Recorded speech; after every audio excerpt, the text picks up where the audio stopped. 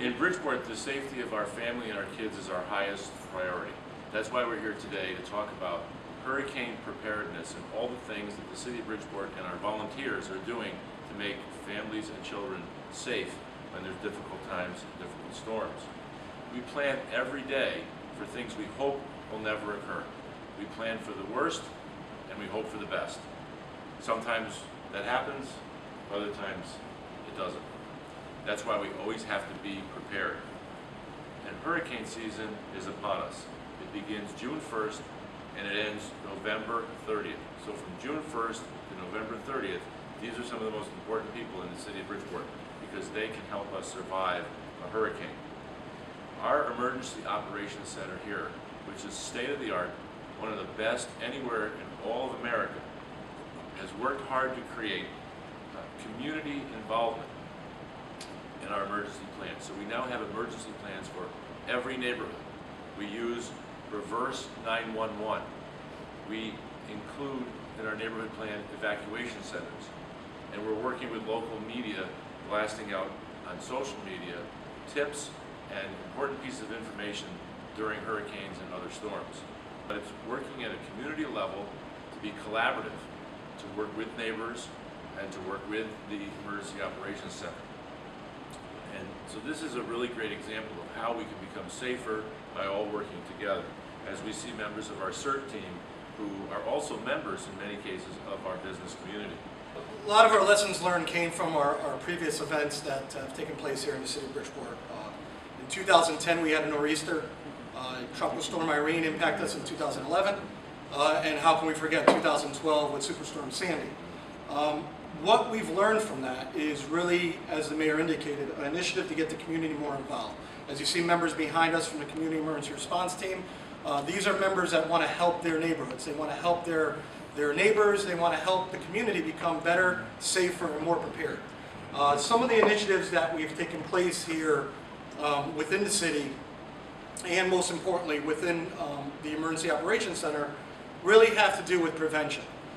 What we've done is we've involved ourselves with a lot of coastal resiliency projects. We've trained community emergency response team members. More importantly, we're enhancing new technology to assist us in becoming better prepared and becoming more of a way to prevent these hazards from really impacting our neighborhoods. Preparedness. One of the main goals that we focus on is education. We focus on training. And we focus on ensuring that people understand their plans, their procedures, and their recovery efforts. We conduct over 250 all hazards training that have taken place either here within the Emergency Operations Center or within our community. As you can tell, or as you can see, one of our most important trainings is CERT.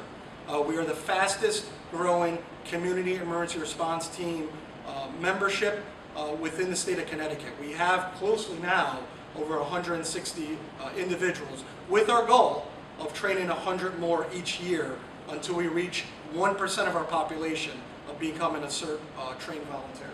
I want everybody to know that they're safe in Bridgeport, that they're getting safer as we encourage more volunteers to become certified as emergency responders. And we will encourage everyone watching this video to call the Emergency Operations Center, and the phone number is 203-579-3829. 579-3829. Talk to Tehran or Scott, and they can sign you up for the training, and you can be part of this historic movement in Bridgeport that not only helps us ride out these difficult storms. You know, the climate is changing. The storm waters are rising higher with every storm, going further inland, destroying more property, making it more and more challenging to ride out these storms. But we'll have the training necessary with our public to be able to do that. I'm so proud to be part of this team. I had to come to training because it was required of me through my agency, ABCD Incorporated, and I learned a great deal and decided to become a volunteer. Well, when I volunteered, I learned so many things that I didn't realize that I could actually do on my own, not because I'm a female, but because I'm just a regular Joe that live in a house, and Josephina, that lives in a home that needs to be taken care of. And I constructed a plan to help my family as well as my grandchildren to escape and to be prepared and to be safe in case of a disaster, flooding, or fire. And we worked the plan, and it came out okay. We had to go through it a couple times, but it was okay. The grandbabies weren't frightened, so now if something should happen, they won't be afraid to just escape, and they know where to go in case they get separated from an adult. So to be a part of this team is great, and I can't wait to be able to come out there and meet the community. I don't want to have to come out there in the disaster, but I would like to be able to come out there on something like the walk that Tehran was talking about, and meet the community and let them know who we are and what we do, and that we're going to be there for them. Thank you. I'm Kimberly. I was part of the first CERT team to be registered in Bridgeport, and I'm totally proud of that. I'm a business owner in Bridgeport. I have a construction company, and we hire a lot of our local people to work on a lot of the disaster properties that are out there, to clean them up, to beautify. So I'm totally down with this. I'm a former commissioner on the Zoning Board of Appeal for 15 years, so I'm used to serving my community, helping out others. Hi, my name is Ken Menzel. I've been in Bridgeport all my life, on my street for 59 years. But through this class, even though we are prepared and you look in your neighborhood and you want to help your neighbors out and things like this, there's also preparedness kits that we put together here in class. And basically it's just really things you could buy at any store. And it's very, very simple, but you keep it in your basement, it doesn't go bad, and you can you store some food with it, bandages, different things like that, how to create places to cook, especially if the power is out. But the biggest thing I notice in these areas is the people come in, or you're looking at a storm coming in and the storm hits, and then everybody walks out of their house afterwards and the power is down, the poles or trees, and everybody's kind of looking around like, where do I go?